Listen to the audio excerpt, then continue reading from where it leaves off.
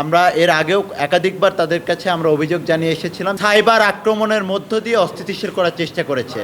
উপস্থিত সাংবাদিকবৃন্দ, আপনাদের সকলকে আমাদের আহ্বানে সাড়া দেওয়ার জন্য এবং উপস্থিত হওয়ার জন্য আপনাদের সকলকে আন্তরিকভাবে ধন্যবাদ জানাচ্ছি। প্রিয় উপস্থিতি, আপনারা অবগত আছেন বিগত দীর্ঘ ফ্যাসিবাদী শাসনামলের পরে 5 আগস্ট ছাত্র জনতার ঐতিহাসিক গণঅভ্যুত্থানের মধ্য দিয়ে শিক্ষা প্রতিষ্ঠানগুলোতে যে সহনশীল গণতান্ত্রিক রাজনৈতিক পরিবেশ, মুক্ত মত প্রকাশের যে পরিবেশ তৈরি হয়েছিল, আমাদের কাছে আমরা দেখেছি 5 আগস্টের পরবর্তী সময় থেকেই একটি সংঘবদ্ধ গোষ্ঠী এই সহনশীল গণতান্ত্রিক মুক্তমত প্রকাশের বিপরীতে গিয়ে ঘৃণার বিষ বাষ্প ছড়ানোর চেষ্টা করেছে এবং শিক্ষা প্রতিষ্ঠানগুলোতে সাইবার আক্রমণের মধ্য দিয়ে অস্থিতিশীল করার চেষ্টা করেছে। সেই ধারাবাহিকতায় আমরা দেখেছি ঢাকা বিশ্ববিদ্যালয়ের নামে বিভিন্ন গ্রুপে ঢাকা বিশ্ববিদ্যালয়ের শিক্ষার্থী সহ ঢাকা বিশ্ববিদ্যালয়ের বিভিন্ন রাজনৈতিক ব্যক্তিদেরকে নিয়ে বিভিন্ন সময় মিথ্যা প্রপাগান্ডা ছড়ানো হয়েছে।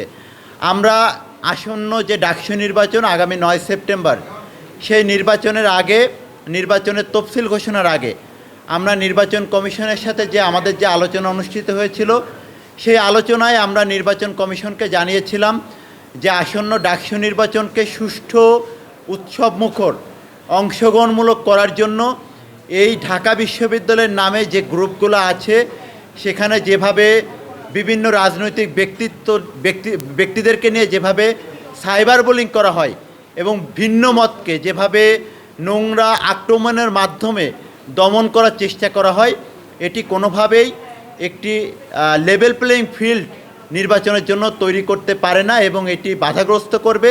আমরা দেখে আসছি যে নির্বাচন শুরু হওয়ার পরেও বর্তমান নির্বাচন কমিশনকে ঢাকা বিশ্ববিদ্যালয়ের সকল ছাত্র সংগঠনের পক্ষ থেকে এবং বিভিন্ন প্রার্থীদের পক্ষ থেকে বলার পরেও তারা কোনো কার্যকর পদক্ষেপ এখন পর্যন্ত গ্রহণ করতে পারেনি। আমরা মনে করি যে আগামী নির্বাচনের যে 3 দিন সময় আছে, এই মুহূর্তে এই গ্রুপগুলো নিষ্ক্রিয় করা খুবই প্রয়োজন। সেই বিষয়গুলো নিয়ে আমরা বিশ্ববিদ্যালয়ের যে নির্বাচন কমিশন ডাকসু নির্বাচনে তাদের কাছে এসেছিলাম।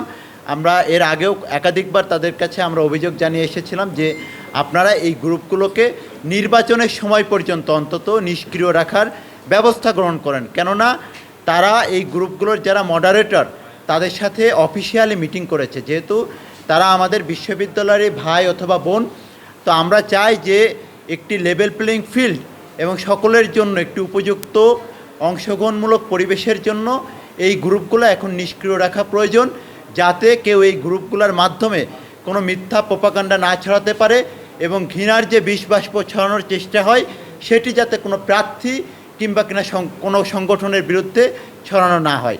সেই বিষয়গুলো নিয়ে আমাদের আজকে অভিযোগ করতে আমরা তাদের কাছে আপডেট জানতে এসেছিলাম। আমরা 3 দিন আগেও তাদের কাছে এসেছিলাম। আমাদের মাঝে উপস্থিত আছেন আমাদের বাংলাদেশ জাতীয়তাবাদী ছাত্রদল ঢাকা বিশ্ববিদ্যালয়ের সংগ্রামী সভাপতি গণেশচন্দ্র রায় সাহস এবং আমাদের বাংলাদেশ জাতীয়তাবাদী ছাত্রদল সমর্থিত প্যানেলের এজেএস পদপ্রার্থী তানভীর আল হাদি মায়ের।